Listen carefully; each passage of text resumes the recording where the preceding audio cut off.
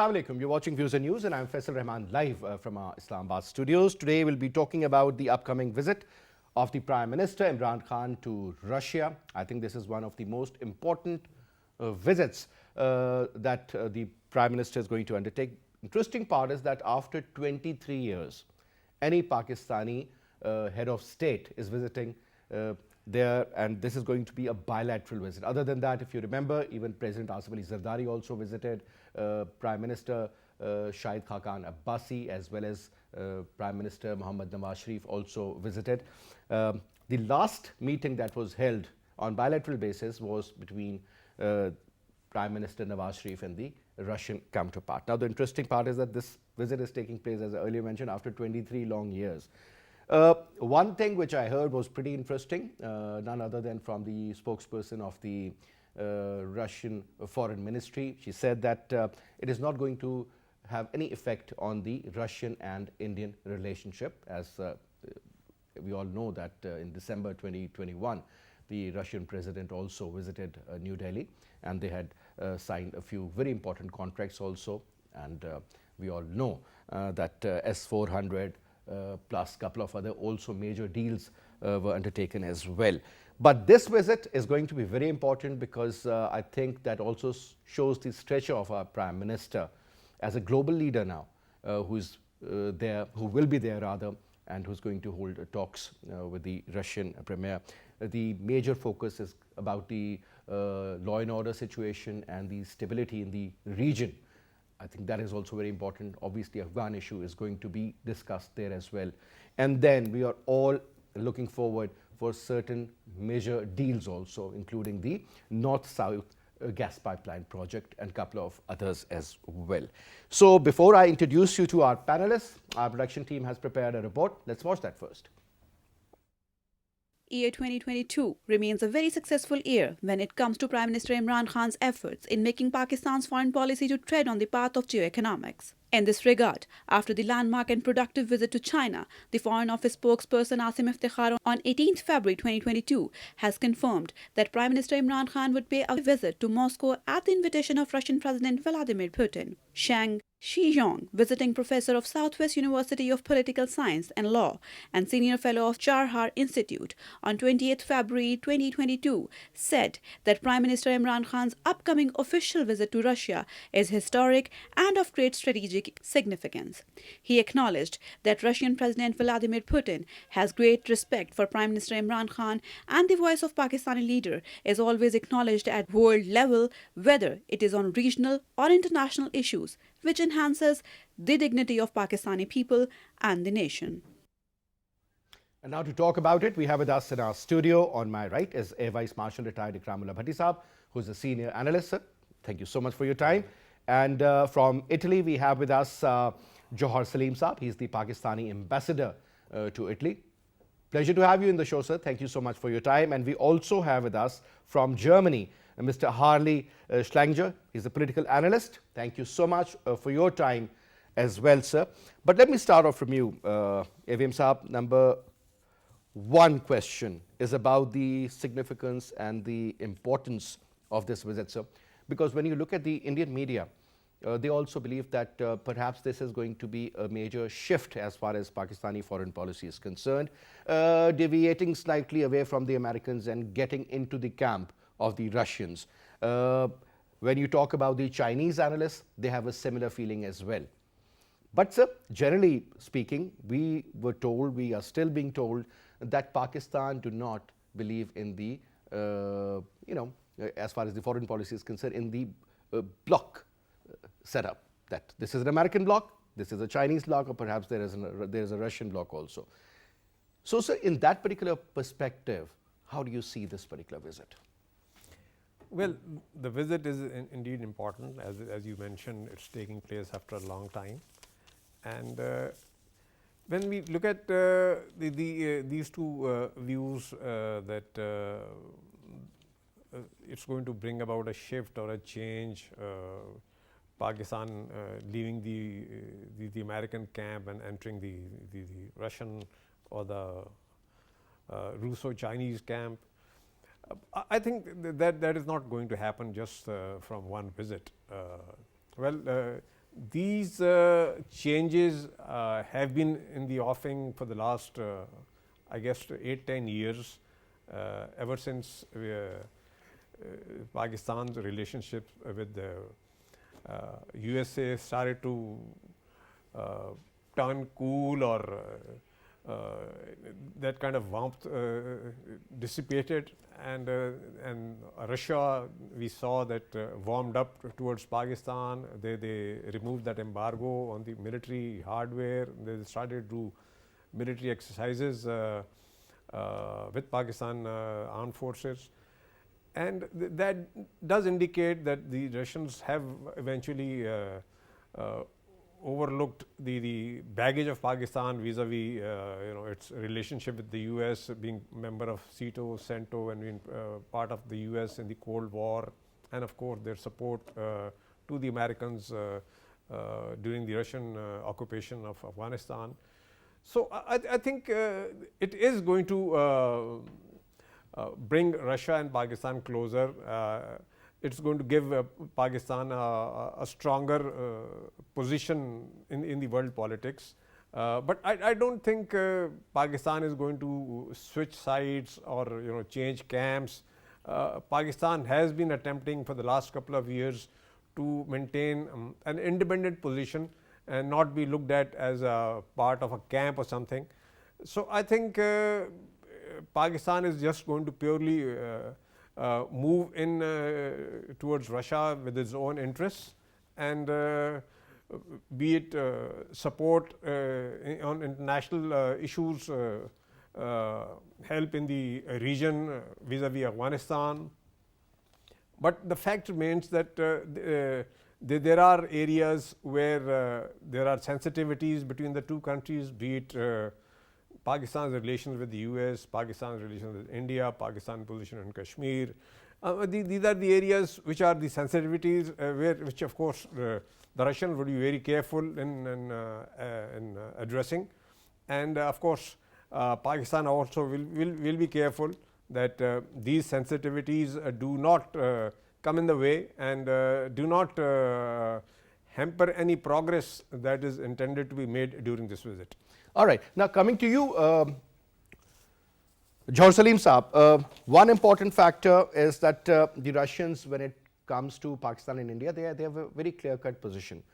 They have said that Kashmir issue should be solved according to the Lahore Pact as well as to the Simla Pact, that agreement that took place. And interestingly, now we all know that war is not a solution for any problem itself. It is itself a problem. But having said that, now one important factor that I want you to throw light on is about the Indian perspective. Obviously, Russia has traditional old ties with the Indians. When you look at the military hardware of India, they have been depending on the Russians for a very long time. I think 70% of their equipment is made in Russia. Now, the point is that under the current circumstances where Russians have been shown as the bad boys, where Vladimir Putin has been shown as a villain, unfortunately, and the interesting aspect is that this crisis, when you talk about these crises in Ukraine for that matter, Europe on one side, Americans are supporting them, NATO, let me put it this way, while the Russians. Talking about the timing, sir, do you think the timing is correct? And when you talk about the overall purpose of the visit, sir, let's talk about that too.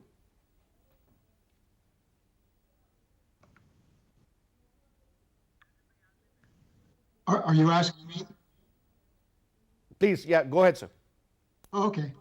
Well, I think actually the timing is perfect. And I think Prime Minister Khan is showing a certain maturity in what he's doing by the visit to China recently and now the visit to Russia. I think in regards to what the first speaker said, I think the era of blocs may be coming to an end, because the blocs that exist are all part of a geopolitical world order that was set up under the idea of America as the unipolar power. But the actual policy is the old British Empire. The idea that you cannot have a Eurasian integration because that will undercut the power of the Anglo-Americans in controlling the world economy and strategic policy. Now, what we're seeing is a collapse of that unipolar era. And we're seeing it because it's a failure. The economy in the West is in terrible shape. The United States has come through a period of endless wars where, with all the military power that exists, they couldn't win a war in Afghanistan. And now we're seeing an emergence of a Russia-China alliance, which is not exclusionary, which the Chinese have been clear on this, and Prime Minister Khan has been offering to be a mediator between China and the United States, which is, I think, a very interesting proposal.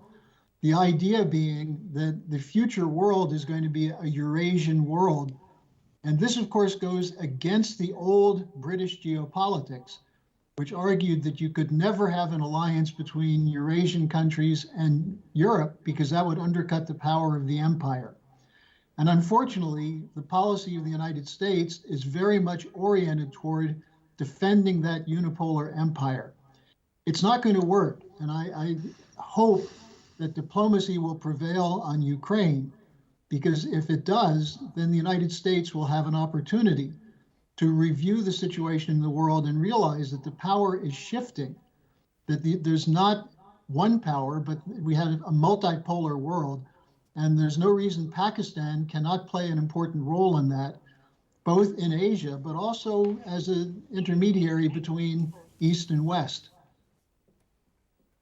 All right, now coming to you, Salim, George Salim Saab, one question that I think there is some technical issue. We'll just get back to you on that. But let me come to you, Fahiem Saab. The visit to Russia, because we always believe, and this is true also, that post 1979, the Soviet invasion of Afghanistan, Pakistan was a very close ally of United States of America, and there, I would say, the war they in fact fought was unfortunately in Afghanistan. Soviet integration, breakup of Soviet Union, as we say, and then the Pakistani role, sir. I was reading an article in which Vladimir Putin, I mean, this is about 5-6 years ago, he never, in fact, digested the fact that Russia is no more Soviet Union. It's a different country now. Do you think, sir, that particular feeling over a period of time, has it been eroded? Russia being no longer USSR and no longer Soviet Union and no longer the other superpower. Well, the fact is that it's Russian Federation now and it's no longer USSR. And the fact is that Russia has ceased to be a superpower and for quite a while now. And while for good 60 years or 50-60 years they remained a challenger to the US as the other superpower, and they had the Warsaw Pact and they had a large number of countries in their camp. But after their withdrawal from Afghanistan and the breakup of various republics, it is now established and a fact and seen by the world. And of course, the way the US has been operating as a sole superpower in the world, that should convince the Russians that they are no longer in the game at that league. And however, having been in that position for a very long time, it's very difficult for the Russians to accept that and behave as a second fiddle to the US. And that is why it's very difficult for Mr. Putin to accept that and acknowledge it and then act accordingly.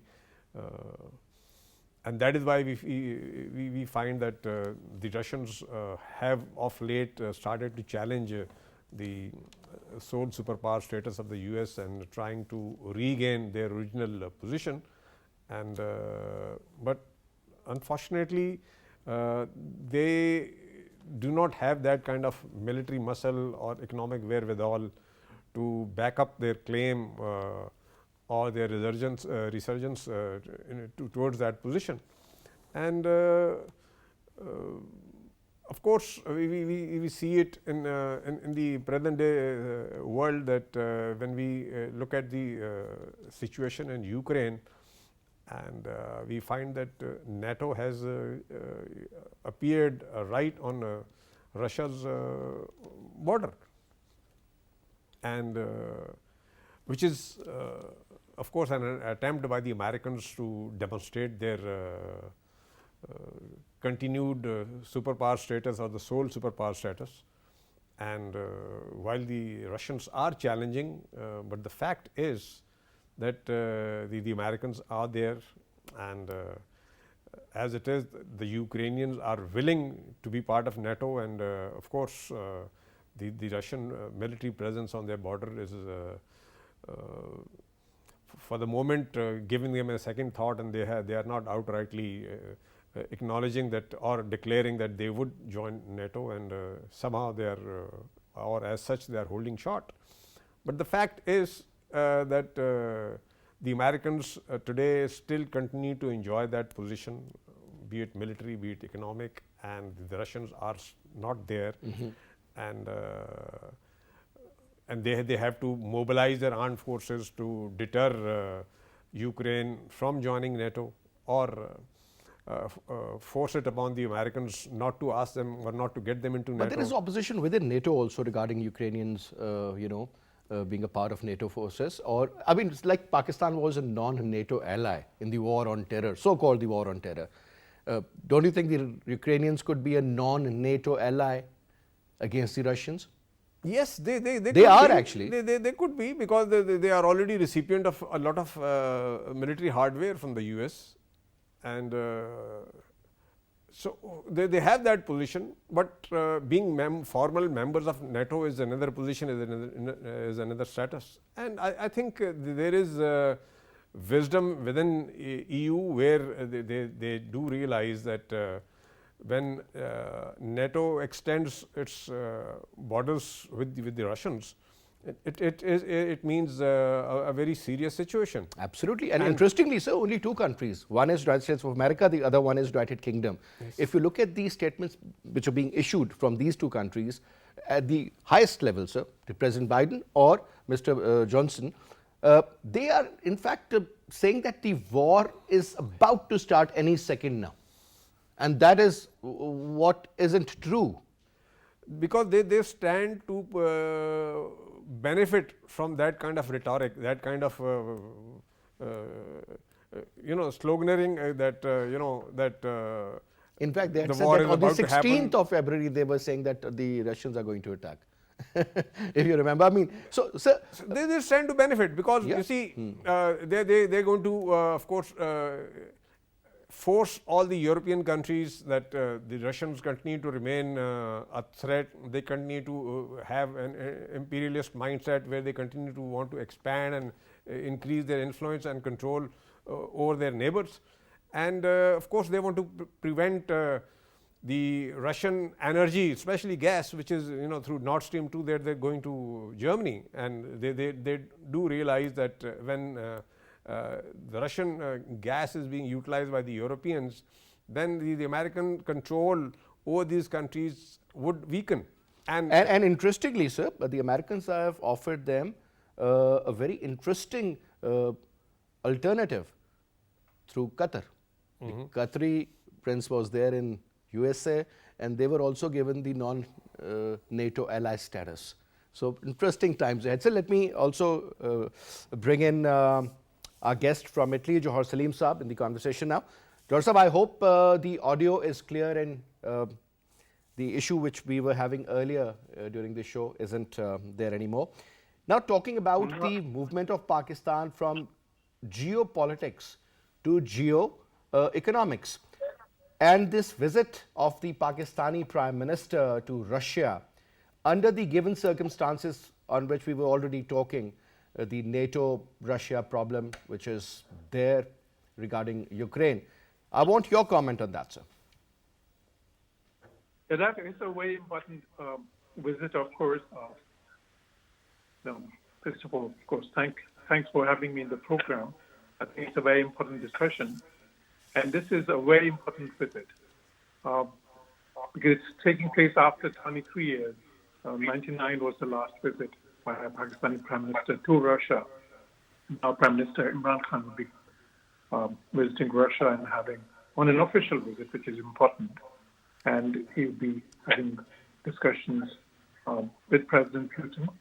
And as you mentioned, these are very kind of interesting times in many ways.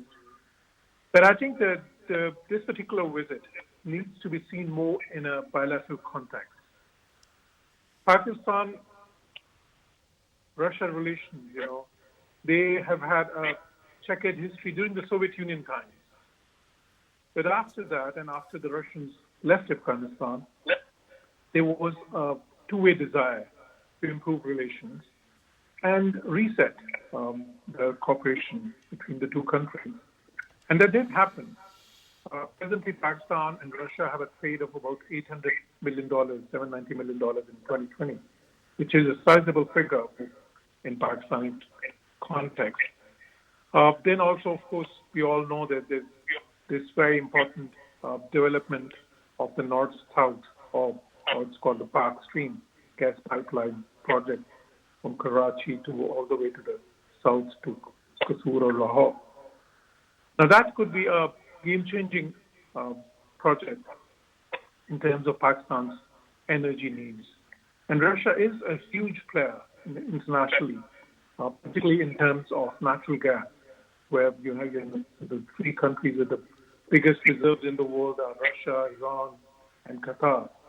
Iranians are not really in the game that much because of the unique situation, the sanctions that they're facing. Russia is facing some sanctions too. But still, there are a lot of projects which it has with Europe. I was ambassador to Germany previously, and of course, there's this Nord Stream project, which was quite controversial. The Americans are putting a lot of pressure on Germany to withdraw. But the Germans did not, as long as Chancellor Angela Merkel was there, they did not withdraw. And I don't think they probably withdraw. Russia is also supplying natural gas to a lot of other European countries.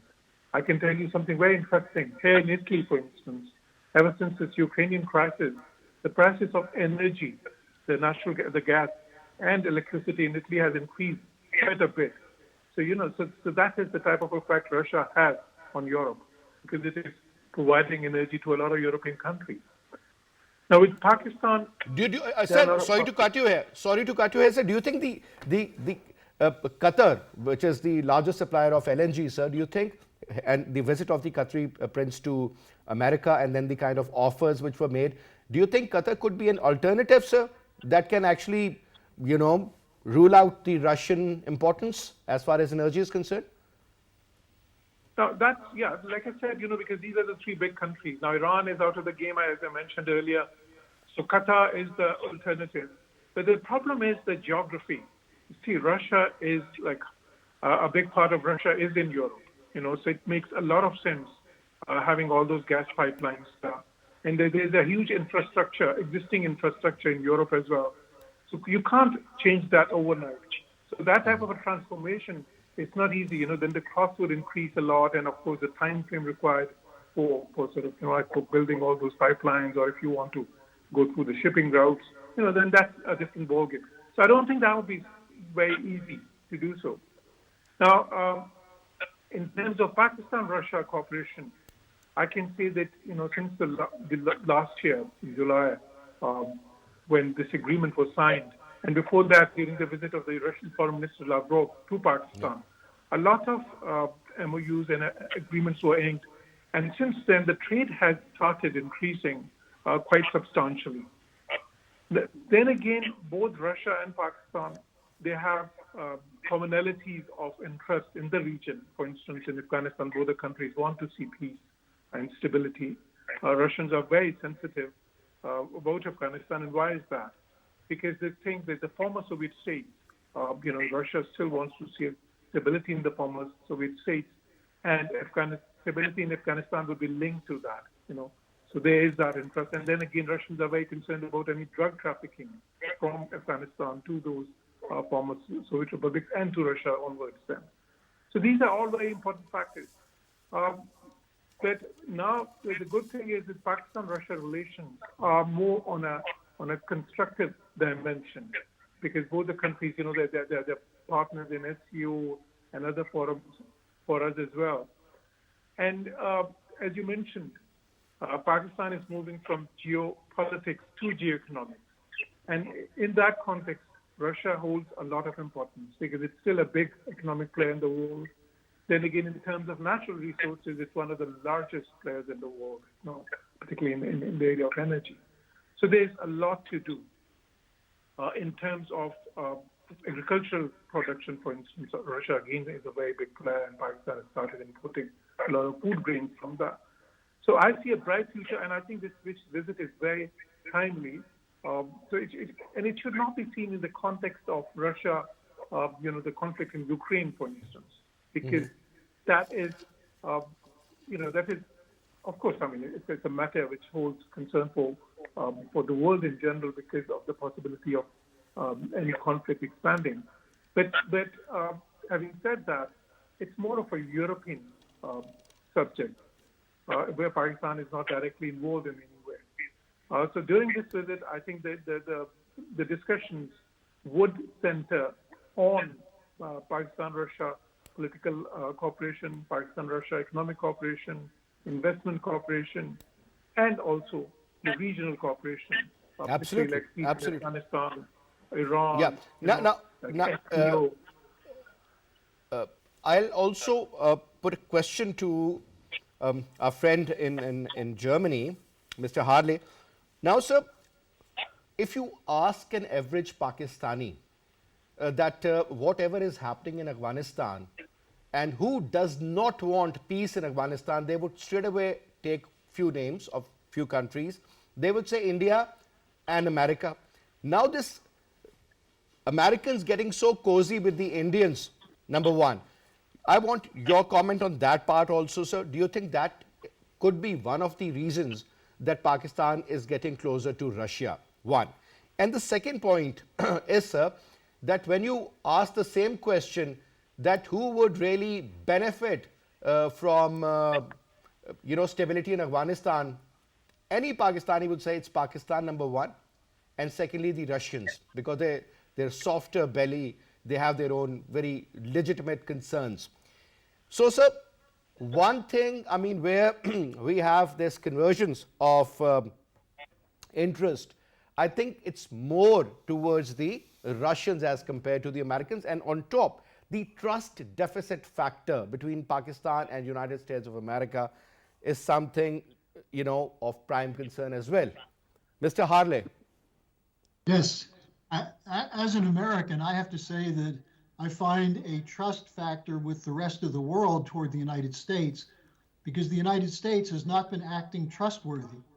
And just to go back for a quick second to Ukraine before I take your question, please. Putin's demand for security guarantees are very reasonable.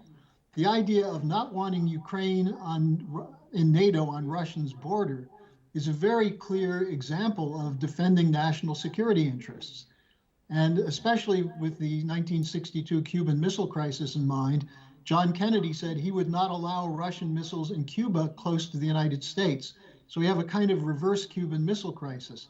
Now, assuming we can get beyond the Ukraine situation without a war, and there's a lot of mobilization going on, and the French and Germans are playing an interesting role. I'm sure the ambassador to Italy is very aware. There are disagreements in Europe with the US policy, including Mario Draghi, who's going to be meeting with Putin soon, the Prime Minister of Italy. So there's a change in the whole world. Now, you bring up Afghanistan. I agree with your assessment. The United States does not want security in Afghanistan. The United States is actually looking toward what they call a pivot to Asia. And one of the countries they are targeting for that as an ally is India. And India is in I would say, a very ambiguous position, because on the one hand, they have this longer term relationship with Russia. On the other hand, they're being pulled into the so-called Quad, which is almost an Asian NATO.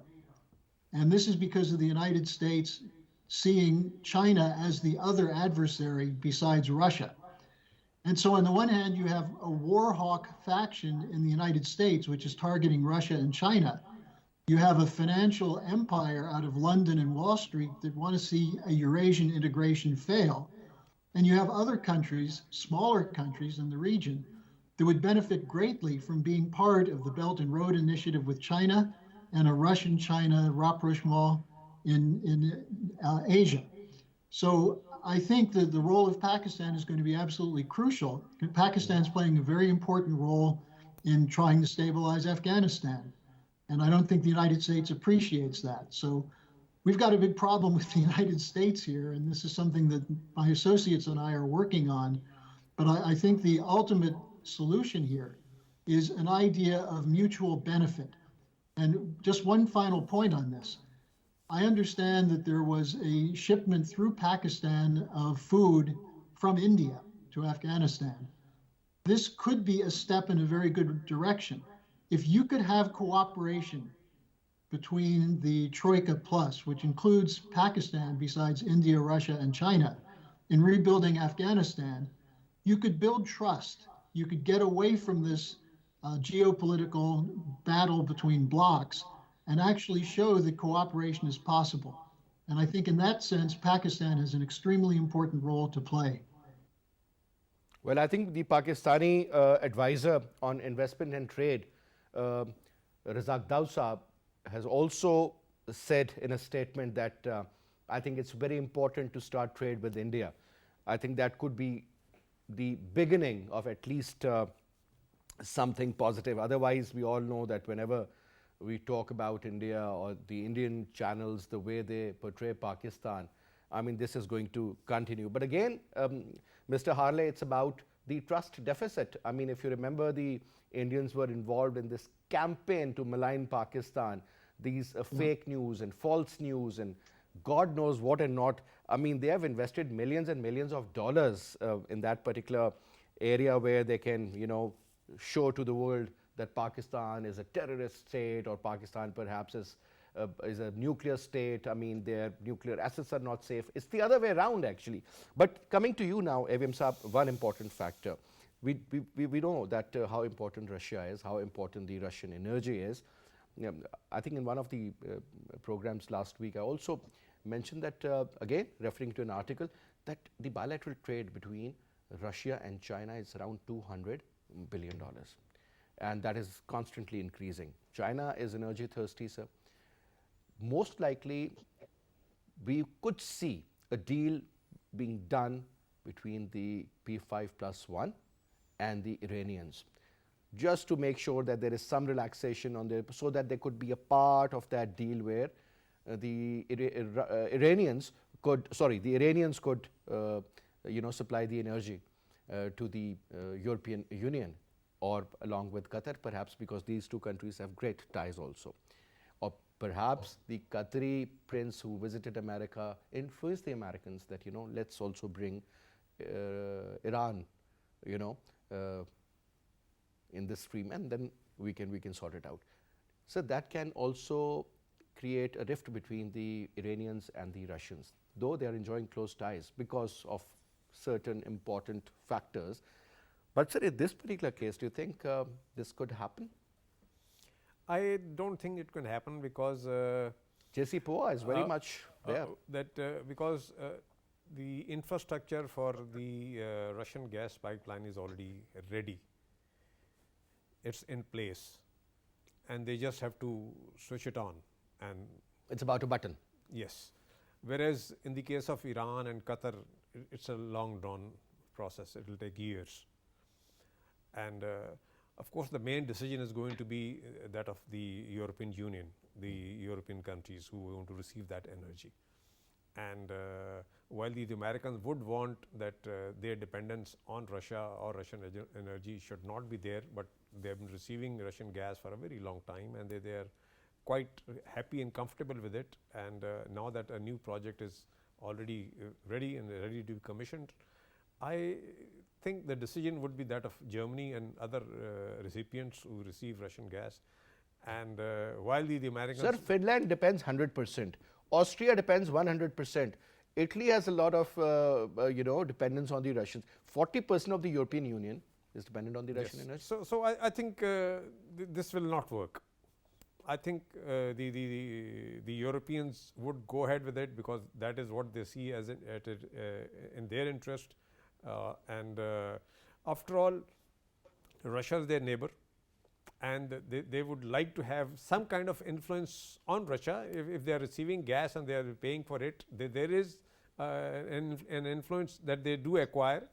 So they would like to have that as against, of course, while it is dependence on one side, but it is at the same time they are achieving some leverage over Russia by being a buyer. So I think while the Americans may be attempting this to lure into this deal the Qataris and the Iranians, but I don't think that will go ahead. And this Nord Stream will operate, and the European countries will go for the Russian gas. One important point, and that is also about the kind of closeness that we have witnessed between the militaries of Pakistan and Russia. Sir, nobody was ever taken to Cherat. The Russians were. There were around 200 of their soldiers. And the kind of treatment they got, I mean, because some of the people who were working with them, some of my friends, said they were surprised to see Pakistanis being so, so comfortable with the Russians, despite the fact that they had issues regarding the language and a couple of other. But don't you think, sir, this is a natural alliance also? Well, of course, Russia and Pakistan are two regional neighbors, and when Pakistan, of course, joined the American camp, member of SEATO and CENTO, it was in 1965 that when during the war, when the Americans imposed those sanctions, that is when the Russians did take that initiative of supplying some military hardware to Pakistan, and from 1965 till 1979, we saw that there were repeated attempts by Russians to come close to Pakistan. They even offered this a kind of CPAC through Pakistan, connecting North-South. And unfortunately, the government of Pakistan then did not approve of it. Otherwise, we would have been closer to Russia even at that time. And now that we have seen that Pakistan had declared that its focus shifting from geopolitics to geoeconomics, I think the Russian technology, their experience will come in handy, and we already have this pipeline on the cards connecting Karachi with Qusur for the LNG. I think there will be several other similar projects which is going to help Pakistan in this field and bring up its economy and add to the well-being of people of Pakistan. And a lot more is going to come out of this visit, and I'm sure the Russians are going to offer other such avenues which is going to, of course, bring Pakistan closer to Russia and make Pakistan feel that it can rely less and less on other partners such as the US. And the way we have shifted, I mean, as far as military is concerned, or even Air Force, sir, Navy, all the three forces, sir, very clear-cut shift on, as far as the dependency on the Americans were concerned, sir. We have always been ditched. Whether you talk about the sale of F-16s, we all know that they did not give us. They took back the helicopters that were for the surveillance purpose all along the Pak-Afghan border, and so much more, sir. Whereas Chinese, I think they have really helped us. We are hearing about this J-10C. around 25 of them, which will be, inshallah, flying in Islamabad on the 23rd. And other than that, sir, a lot of dependency, whether you talk about naval upgradation or you talk about Air Force or even military. I was reading again this HQ-9P missile defense system, sir. That is as good as S-300, which we got from the Chinese. So I think as far as military hardware is concerned, sir, the future of J-17 Thunder, that engine which is basically made in Russia, there is a lot that can be done. Right. Now, sir, John Salim Saab, obviously you are in Europe and you do understand the kind of importance that the Russians have. Let's forget about the energy for the moment, sir. As far as the military muscle is concerned, sir, Russians have been flexing that for quite some time, sir. Whether you talk about Syria, whether you talk about Afghanistan, or you talk about even Ukraine issue for that matter, sir, that Mr. Vladimir Putin means business. He is not the sort of person who could be, you know, just forgotten like that, sir. This man is going to do what he is thinking, and let's hope and pray that the Americans and the British, the way they are pushing him to get into a war, they are actually pushing him to get into a war. And if that doesn't happen, sir, your take.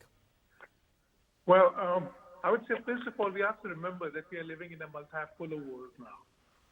So it's not really the sort of the Cold War type of a situation with two superpowers facing each other eye to eye. We have multiple powers in the world, and Russia is a great power, of course.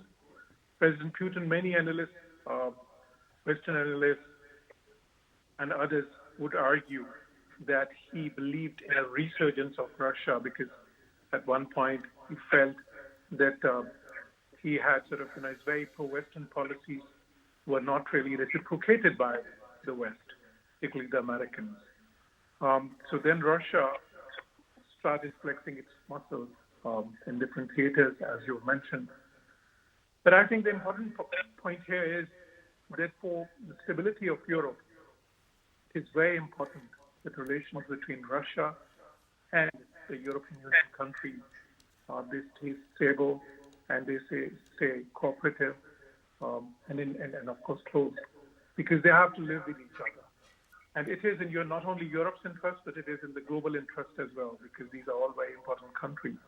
The global trade, even if you keep energy aside, in terms of other trade as well, these relations really matter.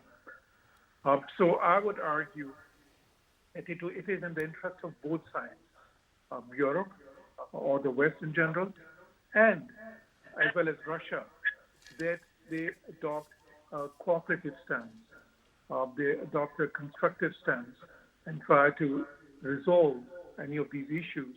I mean, we understand the Russian position, of course, and we very much understand the European position as well, the US position as well. And I think the best way is to resolve the differences through peaceful dialogue. And we see it happening in some ways that many European leaders, recently the French president held parleys with Putin. Now the Mario Draghi is going to do that. There's a talk of a summit between President Biden and President Putin. So I am confident that all these exchanges would help bring a resolution of this crisis.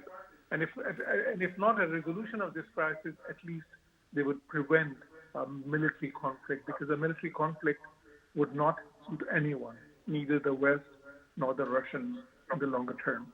So I think, and not anybody else, because now that the world and is focusing more on geoeconomics in general, at least many countries want to do that, and Pakistan is included there.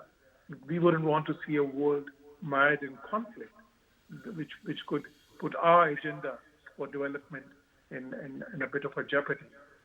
So I would sort of, I would hope for a peaceful and a negotiated resolution of this conflict. All right, sir. Thank you so much. Salim Jor sir, for your presence in the show, sir. And I would also like to thank Mr. Harley. And Faheem sir, it was a pleasure having you in the show, sir. Thank you so much for your time also. And that's all we have for this. I'll see you inshallah tomorrow at 8:05 p.m. Till then, you take good care. Khuda Hafiz.